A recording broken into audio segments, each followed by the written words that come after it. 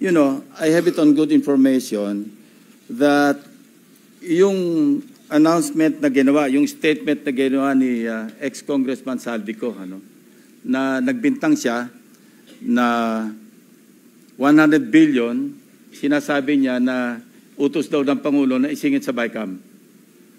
Your Honor and I both know that the 100 billion, and we went over, I know na, both of us went through the list independently or separately.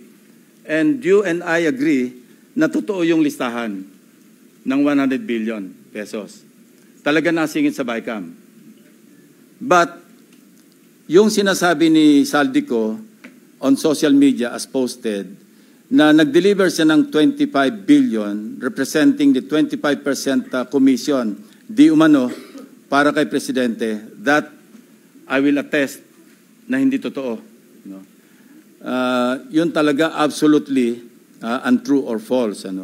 Untrue or completely false. Why? Because, you know, last Sunday, I received a call from the camp of former Undersecretary Roberto Bernardo.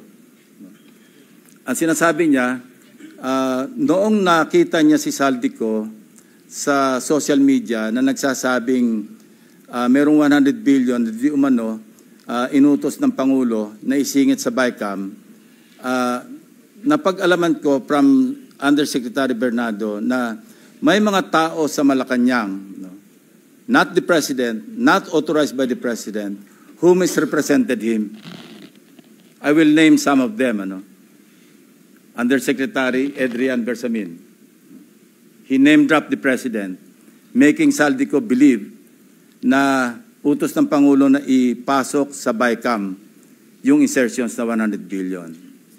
Now, Yusek Traigib Olaybar. Other personalities. Anyway, regarding the 100 billion, binrake down, kasi nireview niyo yung kanyang notes. This is all related even to the appointment of Secretary Recto to be the Executive Secretary. As he is now the acting, I guess acting kasi hindi naman pwede magbigay ng ad interim appointment because Congress is not in recess, di ba? So, okay. Anyway, ang sabi niya sa akin, hindi po totoo yan, Mr. Senator. Kasi ang breakdown ng 100 billion, 81 billion, yun yung na-assign sa DPWH. Yung 29 billion, other agencies. Hindi niya alam.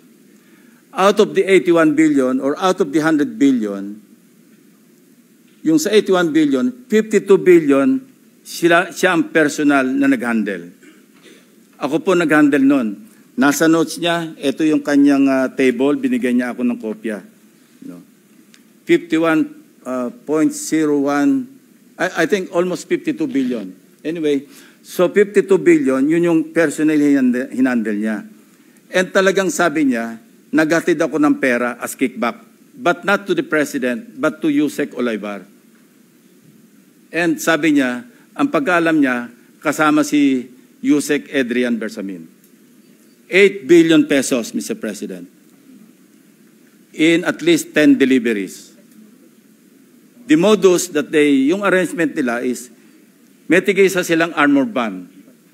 May armor van si Yusek Olaybar, may armor van siya, magpapark sa basement ng Diamond Hotel, darating yung van driven by Olaybar, and possibly, sabi niya, hindi siya sigurado, and possibly, along with Adrian Bersamin.